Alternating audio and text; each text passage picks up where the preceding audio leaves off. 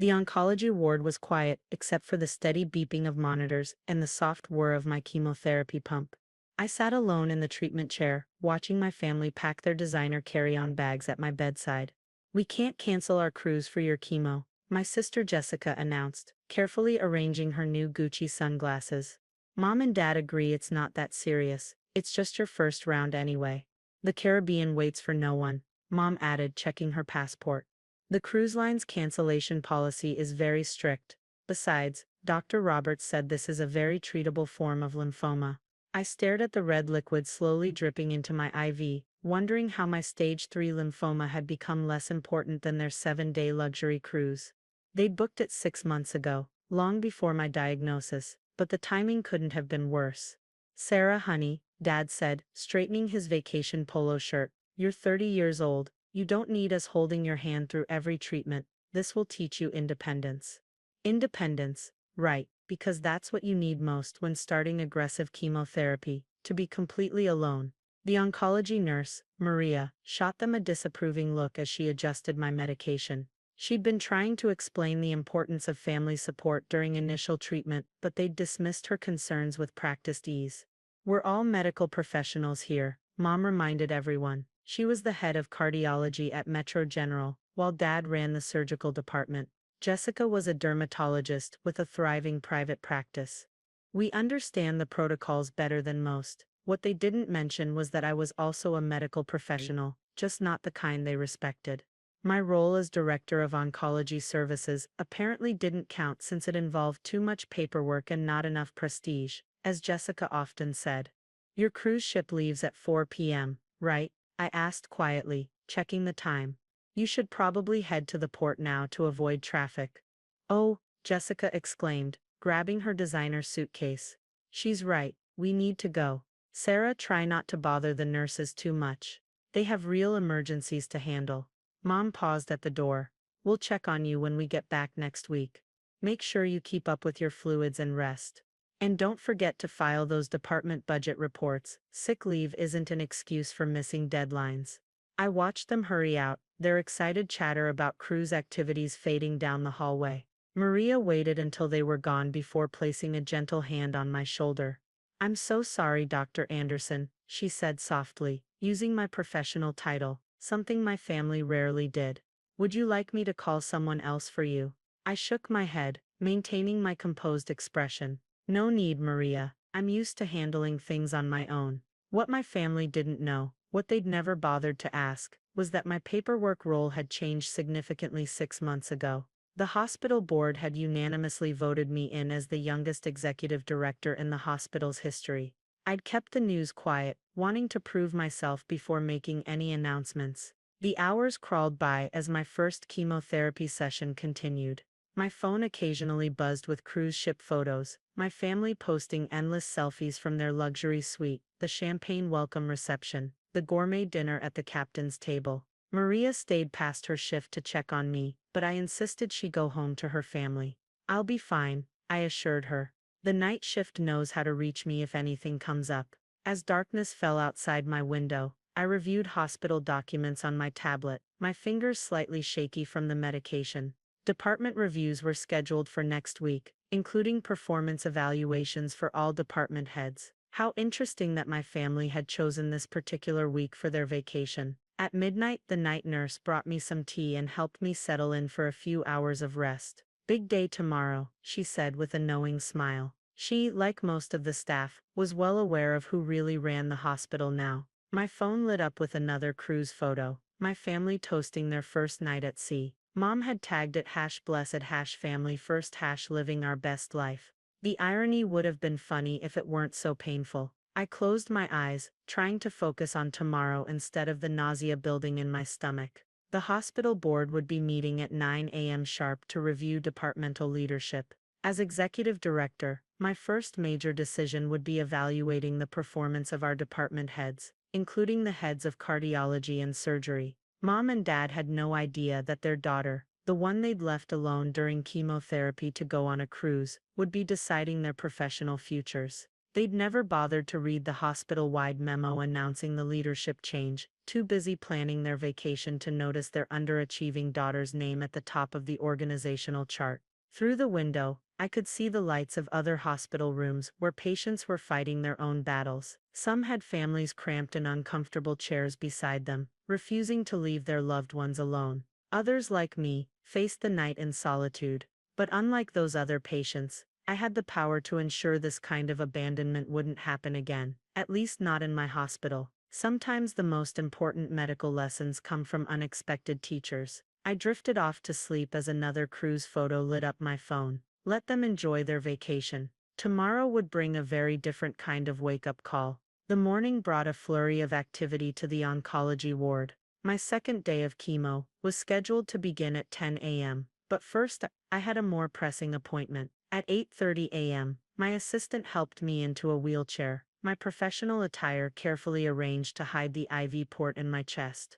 The board is assembled, Dr. Anderson, she informed me, wheeling me toward the executive conference room. And we've just received an interesting call from the cruise ship's medical center. I nodded, unsurprised. Let me guess, they're requesting emergency satellite communication with our cardiology and surgical department. Oh. Yes, apparently there's been a serious incident on board requiring expert consultation.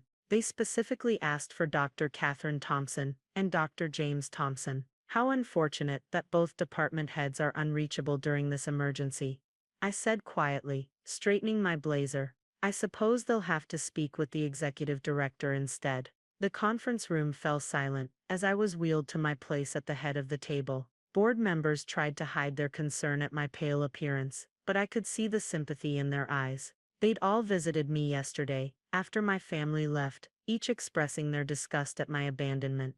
Good morning, I began, my voice steady despite my nausea. Let's start with the emergency at hand.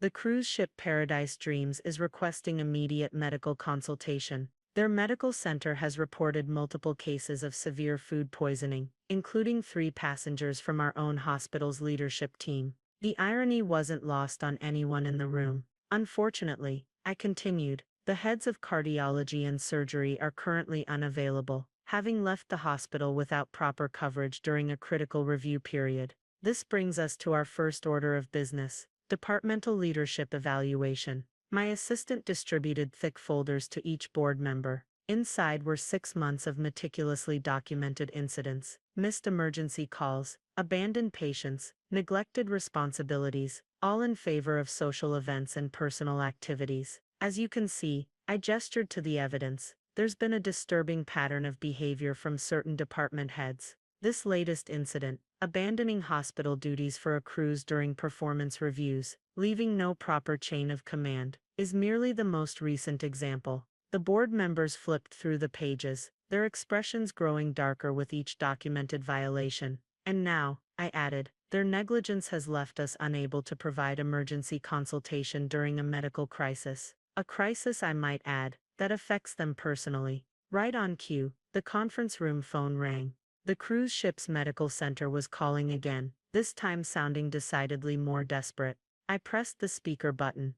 This is Dr. Sarah Anderson, Executive Director of Metro General. How may we assist? There was a pause on the other end. Executive Director, we were trying to reach Dr. Catherine Thompson in cardiology, or Dr. James Thompson in surgery. Their family members said their department heads there. I'm afraid they're unavailable, I replied calmly. They left the hospital without proper coverage to take a cruise. I believe they're currently your patients. Another pause. Yes, they're quite ill. Along with Dr. Jessica Thompson, they're requesting transfer to Metro General's VIP wing.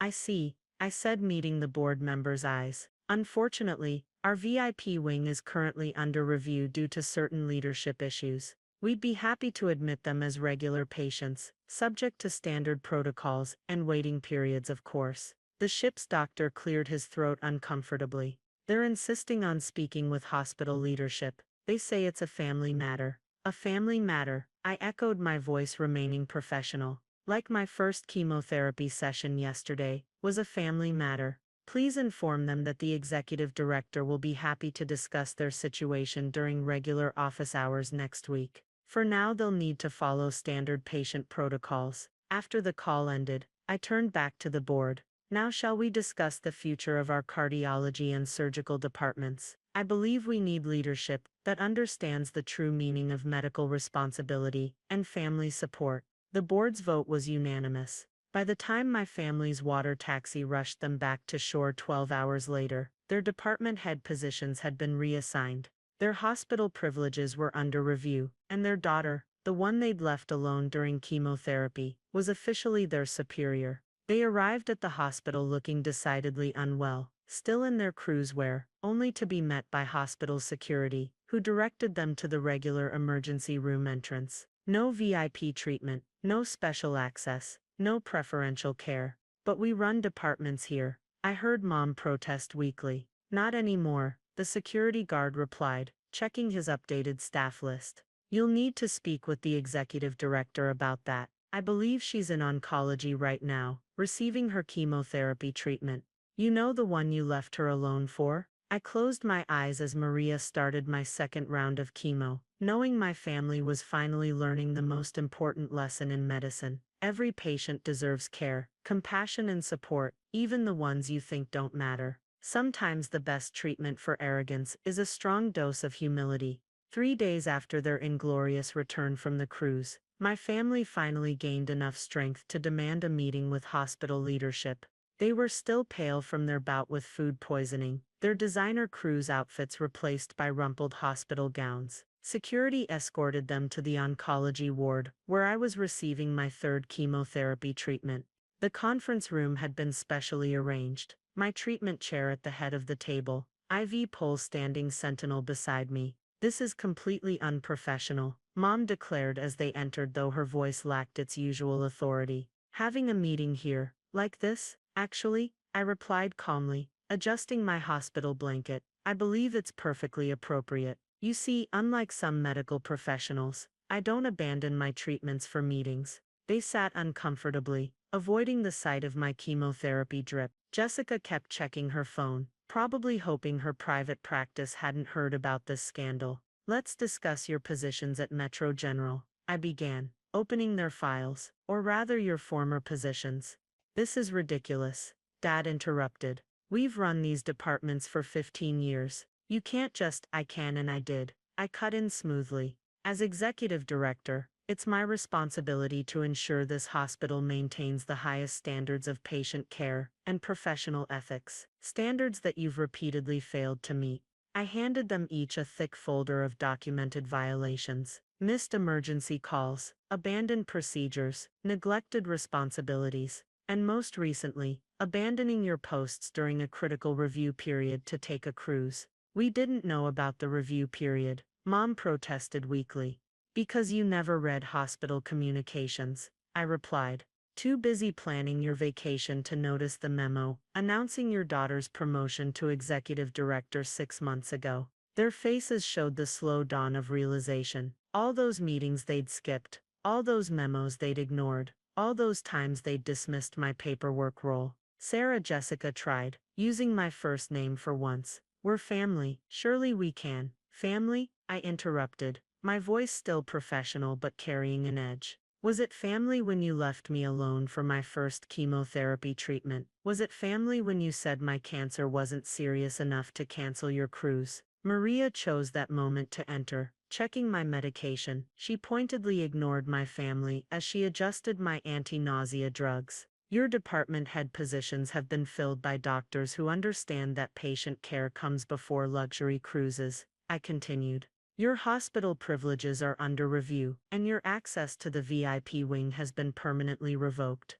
You can't do this to us, Dad said, but his voice was uncertain. Actually, I can, but more importantly, you did this to yourselves. I gestured to the chemotherapy bag beside me. Every patient in this hospital deserves better than what you've demonstrated, including your daughter. Mom's eyes finally focused on my IV line, really seeing it perhaps for the first time. Sarah, we didn't think. No, you didn't think. I agreed. You didn't think about your patients when you abandoned them for social events. You didn't think about your responsibilities when you ignored hospital protocols. And you certainly didn't think about me when you left me alone to fight cancer while you sipped champagne on a cruise ship. I handed them each a final document. These are your options. Session Turnan said Dolmanida. These are your options. You can either accept positions as regular staff doctors, under close supervision, or you can tender your resignations. Either way, you'll never hold leadership positions at this hospital again. They stared at the papers in shocked silence. Oh, and one more thing, I added as Maria returned with more medication. As part of your rehabilitation, should you choose to stay, you'll each be required to spend one shift per week here in the oncology ward, not as doctors, but as patient care assistants. Perhaps sitting with people during their chemotherapy treatments will remind you why we became doctors in the first place. Jessica's face reddened. You're enjoying this, aren't you? No, I replied honestly, fighting a wave of nausea. I'm not enjoying any of this. The cancer, the chemotherapy, or watching my family demonstrate such a profound lack of compassion. But I am doing my job, ensuring that every patient in this hospital receives the care and support they deserve. I nodded to security. You have 24 hours to make your decision. Now if you'll excuse me, I need to rest. Unlike some people, I take my medical treatments seriously. They filed out silently, their crushed hands fading under the harsh hospital lights. Through the window, I could see other cancer patients with their families, loved ones holding hands, offering comfort, refusing to leave despite the long hours. Maria adjusted my blanket with maternal care. You did good, Dr. Anderson, she said softly. Your parents might not understand it yet, but you just taught them the most important lesson in medicine. I closed my eyes, suddenly exhausted. What's that? That true healing requires more than just medical knowledge. It requires heart. I smiled slightly as I drifted off to sleep. Sometimes the best teachers are the patients themselves. Even when that patient is the hospital's executive director, fighting cancer alone, because her family chose a cruise ship over compassion. But at least now they understood. In my hospital, every patient matters, even the ones you leave behind.